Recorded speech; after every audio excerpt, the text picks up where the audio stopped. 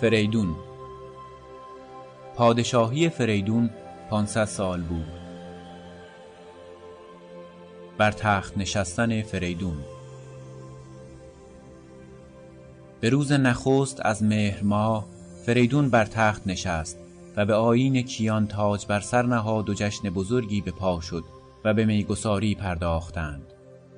فریدون بفرمود تا آتش بیفروختند و بر آن شاهبوی یا عنبر و زعفران سوختند و این بنیان جشن مهرگان بود که اکنون این جشن از او به یادگار مانده است.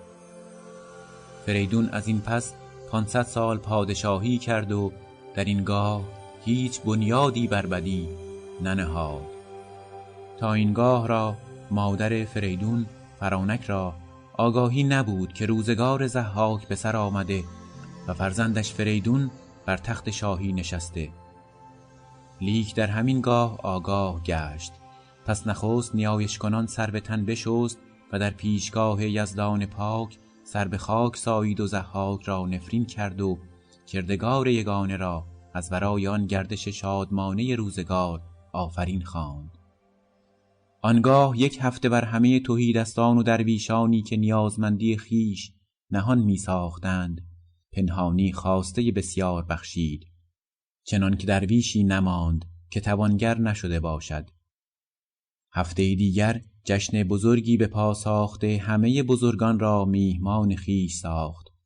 آنگاه گنجهای بسیار بگشود و جامه و گوهرهای شاهوار و اسپان تازی و جوشن و خود و زوبین و شمشیر و کلاه و کمر بسیار همه شاهوار بار شتران بکرده به همراه درودهای بسیار به سوی فرزند روانه گردانید. چون فریدون آن همه خواسته بدید پذیرفت و بر مادر درود فرستاد. بزرگان لشکرش نیز که چنین دیدند همه به نزد او شتافته زر و گوهرهای بسیار بر او ریخته او را درودهای فراوان گفته دست به سوی آسمان برداشتند که یزدان پاک این پادشاهی را جاودانه گرداند.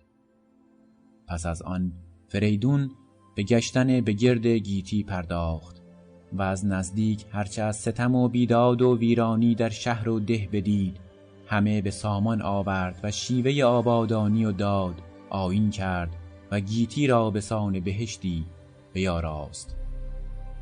آنگاه از آمل به بیشه تمیشه رفت و آنجای را که اکنون کوس می‌خوانند پایتخت خویشتن بساخت.